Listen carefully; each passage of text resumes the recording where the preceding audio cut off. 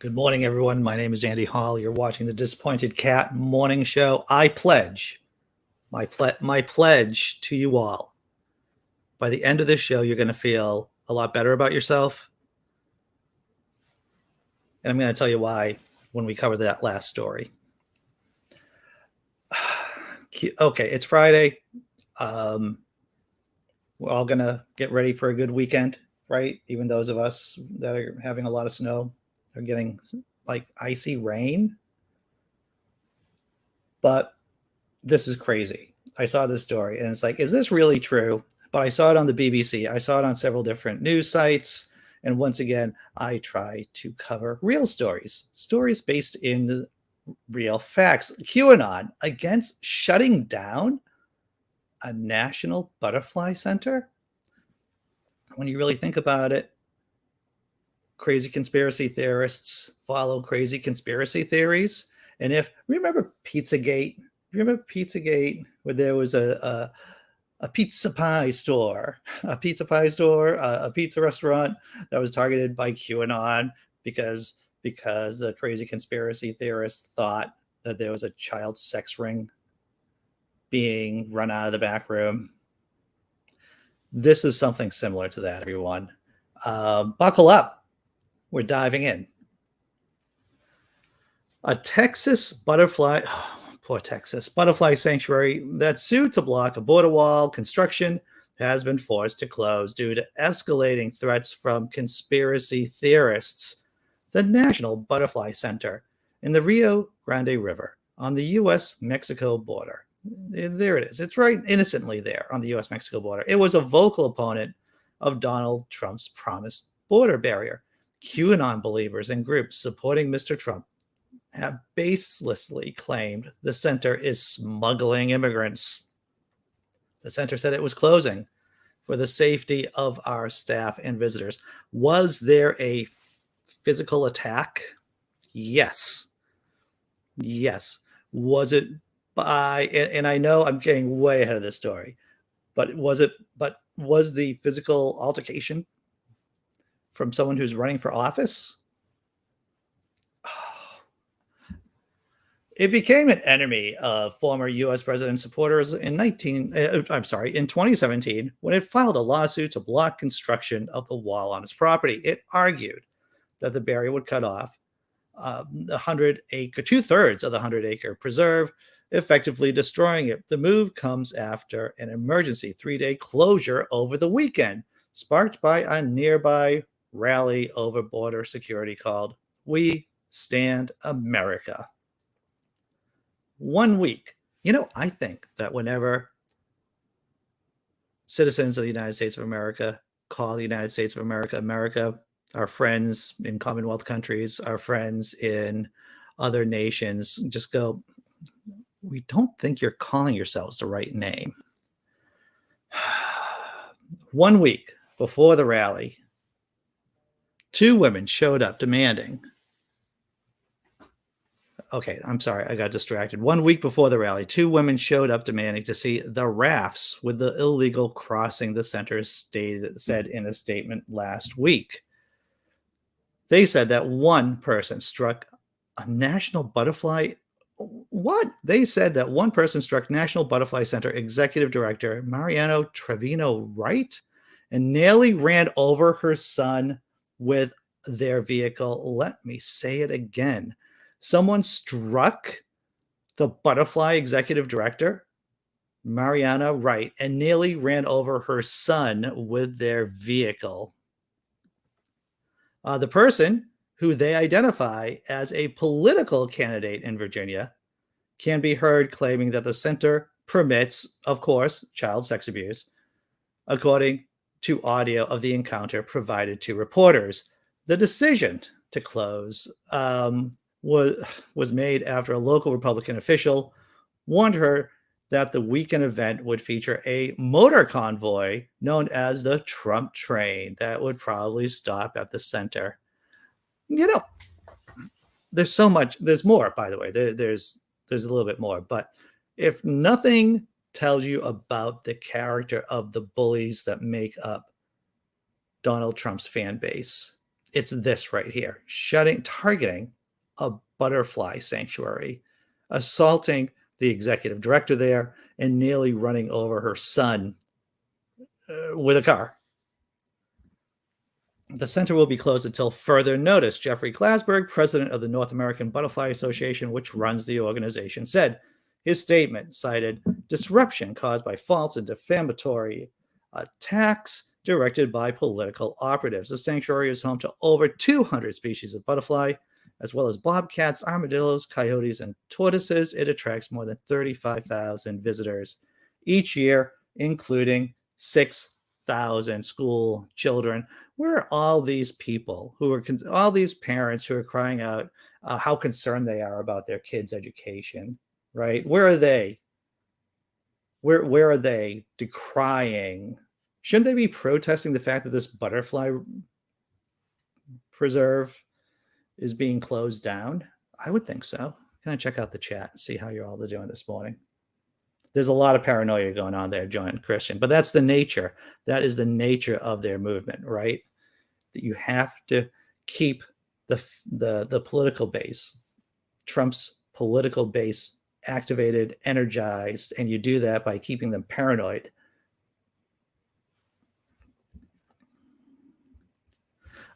Theo, good morning. I hope the center's employees are armed with butterflies. Indeed, Theo.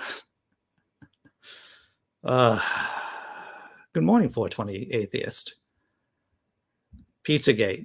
It was right. The supposed child sex abuse ring was in the basement, and of course there was no basement. But what does, as soon as you have a movement that's completely divorced from reality, like QAnon, facts don't matter. Good morning, Kendra. Glad to see that you're there. They don't, it's a good point, Big Zebra. Not only do they, who hates pizza? They hate pizza and butterflies? Problems. What's up, Jenna? Good to see you here. And if you're new here, hey, if you're watching on Twitter, if you're watching on Facebook, then you notice that I'm talking to people in the chat. If you want to come on over, join us on the Laughing in Disbelief YouTube channel. Jessi Bear, good morning. And all right, have I caught up? I think I caught up. Grand Farmer. Wow, there's a lot of folks here. Okay, so that's our first story. QAnon, their big victory, closing down a butterfly sanctuary in Texas. You would think we would be used to these kind of stories by now, but it's still shocking. It's still shocking to me, at least. I don't know if it's shocking to you. All right, what's the next story? Oh, this is, a new study predicts a huge increase in catastrophic hurricanes in the northeastern U.S. Got the story from NPR. I looked at the abstract of the study that they cite, and actually just from rereading, I read and then I reread and then I looked again, and actually the way how NPR depicts the study, they're actually making it sound less bad. So let's get into this panel here. In recent years, multiple hurricanes have caused so-called compound flooding from rain and storm surge, including to the Hurricane Harvey in Texas and Hurricane Florence including Hurricane Harvey in Texas and Hurricane Florence in the Carolinas.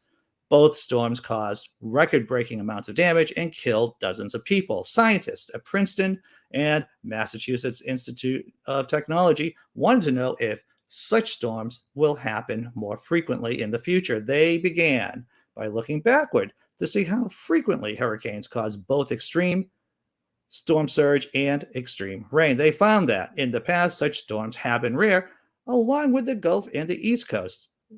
It has been unlikely that a person would experience such a storm in the course of their lifetime. Oh, but climate change is changing all of that, my friends. But when scientists turned their attention to the future and factored in climate change, it was a different story. Hurricanes that cause compound flooding in coastal areas will become much more frequent by the end of the century, they found. In the future, people living on most of the Gulf Coast and the East Coast will likely experience such a storm over the course of the lifetime. This is disturbing right here. And okay, let me continue. The largest increase at risk was in the Northeast. In New England and the Mid-Atlantic, the authors estimate more than 100-fold increase in hurricanes that bring both heavy rain and extremely high tides. So a storm that used to have less than a 0.1% chance of happening in any given year will instead have about a 10% chance of happening. It's interesting how they felt the need that they had to explain the math. Like, what does 100 times look like? 0.1% up to 10%. One way to prepare for water hurricanes is to upgrade infrastructure, for example, by elevating roads or diverting water away from power and waste treatment plants. A study like this is a reminder that we can't do things the same old way, says Chad Berginis, the executive director of the Associate of State Floodplain Managers. I never knew that there was an Associate of State Floodplain Managers until reading this article. For instance, we can't replace infrastructure in kind, the same size, the same location, the same way. We need to be intentional in building resilience into those decisions. Oh my God. Not because you can all see the problems here, right? It isn't the fact that we can just reinforce the infrastructure that we have, reinforce the barriers, the roads, but we actually have to move things around. It's gonna be a mash. It's gonna, you can see it. We talked about this yesterday, right? In Florida, about how there's so many condominiums that are crumbling on the shoreline because they were not built to resist. The concrete wasn't built to resist salt water. And it's in the Northeast. And I'm just going to be selfish right here. As you can probably tell by my accent, I live in Boston. It's going to happen to Boston? I'm trying to look at my cat for some kind of, she's right over there, but she's just lying down and sleeping. All right, checking out the chat. Andy being all serious remarking on the story. Totally, yes, that's right. Totally oblivious to our sexual innuendos with his like button. Now I have to look at all these innuendos here. Let's see. Checking out the chat.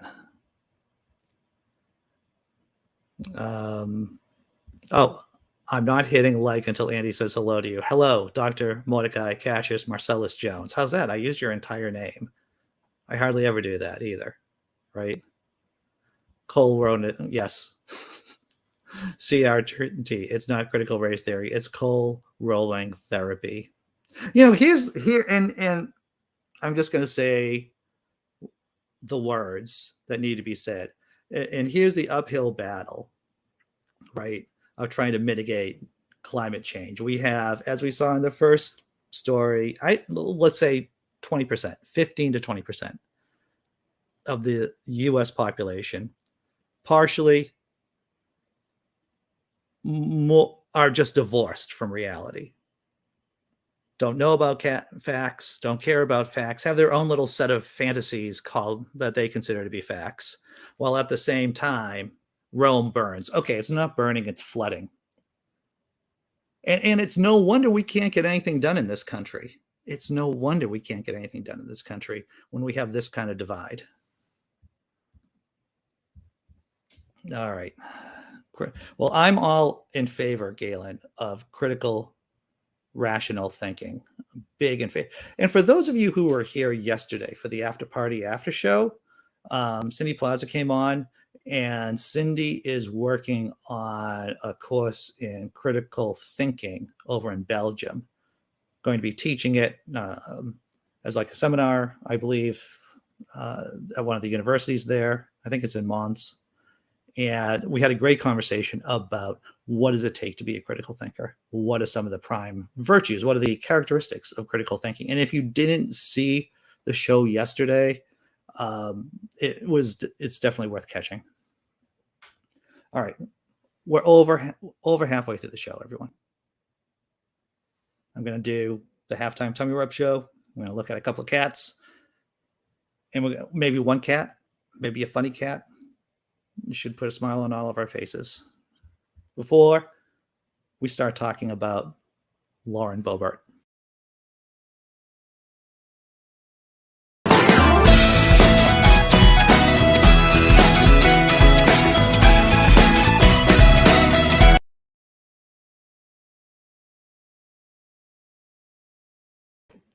I'm just going to show it again because it's Friday.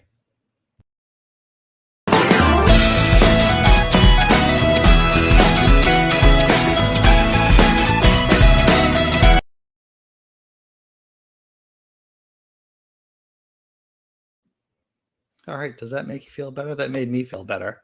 It made me recenter myself. Hey, you may have noticed there's no ads on this channel. Don't believe in ads. I don't care how big the channel gets. Yeah, we've been getting more subscribers. I don't know if anyone's noticed this. Not going to run ads. I don't care how many people are subscribed or who are watching. Not going to run any ads. I'm not going to be a shill for Amazon, basically. So the show is supported by viewers like you. Patrons, YouTube members, people who do super chats. Thank you. And now, I promise you would feel better about yourself. You'd feel better about how smart you are. And we're going to do that via the psychological phenomenon called downward comparison. We're going to look at Lauren Boebert and the recent idiotic thing that she said. And of course, she's a representative from the state of Colorado.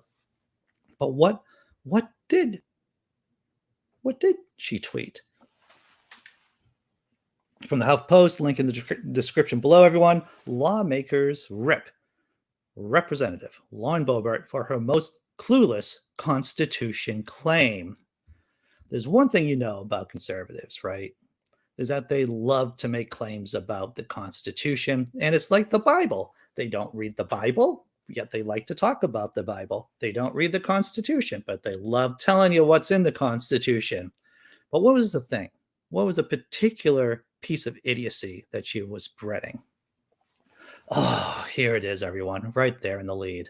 The Constitution is not evolving, she wrote on Twitter. To say that spits in the face of every single one of our founders. I'm going to say it. I'm just going to read that again. The Constitution is not evolving, she wrote on Twitter. To say that spits in the face of every single one of our founders. Oy. In reality, the framers of the Constitution not only wrote it so it could evolve via amendments, but began using that process almost immediately with the passage of the Bill of Rights. I think anyone here, anyone who has a third grade education knows that the U.S. Constitution has amendments to it. And those amendments, and there are other amendments attached after the initial Bill of Rights. And for, Lauren Boebert, I think she's just stupid. I don't think she thinks before. Like, some people play stupid. Some people play stupid so that they can resonate with their base, their political base. But I think Boebert is just an idiot. And maybe someone out there can correct me on this. Maybe someone in the chat thinks that she's brilliant. I would like to see some evidence for this. So here are some responses on Twitter from Ms. Boebert's assertion that the U.S. Constitution was not designed to evolve. Do you think it was the word evolve that threw her off? She didn't know what evolve means. She heard it and someone said it. She got agitated and had to tweet that out. Lauren Boebert comes out against the Second Amendment. Oh, on point, Mr. Brian Tyler Cohen. Because do you think Lauren Boebert thinks that the Second Amendment was just, well, she probably doesn't know the difference between the Second Amendment and the Second Commandment. She probably gets those confused. And maybe she thinks the Second Amendment is actually the Second Commandment. That's in it. I would love to talk to her and ask her about this particular issue. So yes, if you're against the U.S. Constitution changing over time, evolving, then Yeah, the Second Amendment. That's the thing that conservatives love to yell at you about. If that was true, Eric Swalwell well said, she wouldn't be able to vote. Let's not forget that it took a U.S. constitutional amendment for the women's to be able to vote. So it boggles the brain that this woman has anyone taking her seriously. So now, don't you feel better about yourselves? Don't you feel? Because I'm sure that there are people here, not in the States, that are international, that know more about the U.S. Constitution than Lauren Boebert. I feel pretty confident about this. Boebert is insane. Indeed, Sean. Indeed.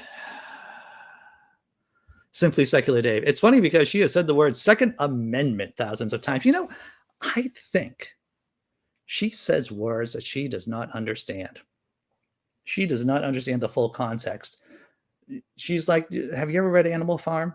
That they were the sheep, the choir, the propaganda arm of the state. The sheep would just say chants over and over again. I don't even know if the sheep knew what they were talking about. But yeah, Lauren Boebert, I don't think she understands what she's saying.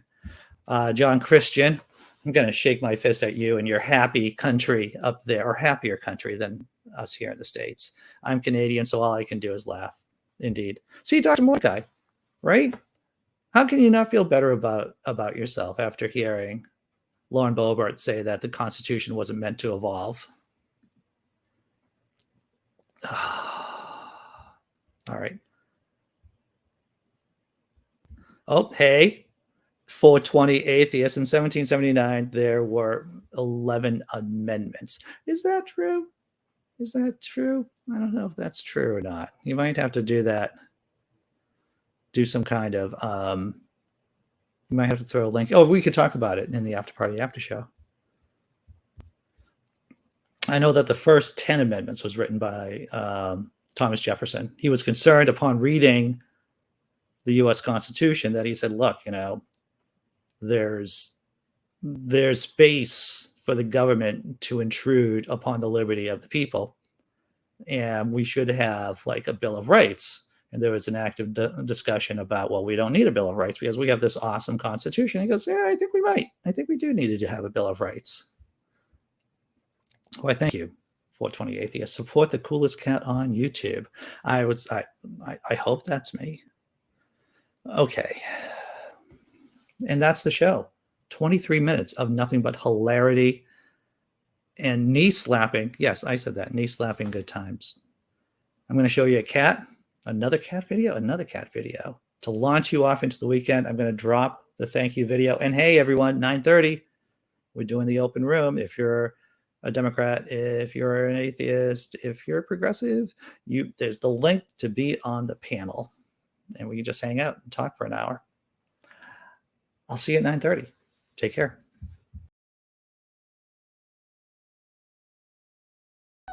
What do you need? What do you need? Do you need it now? Do you need it now?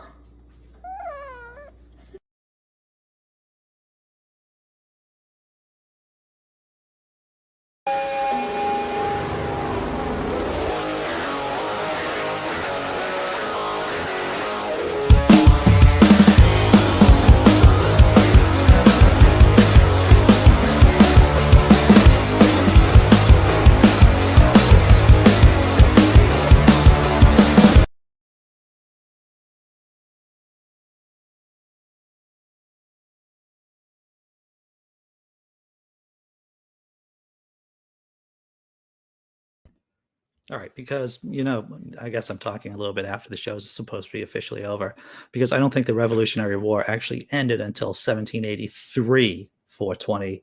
And then after that, and we didn't immediately transition into the U.S. Constitution. There was the Articles of Confederation, which was a looser form of government, of course. And we tried that out, and that didn't work out. So 1789 makes perfect sense. All right, on that note, I'll see you in 5 minutes, less than 5 minutes. Take care, everyone.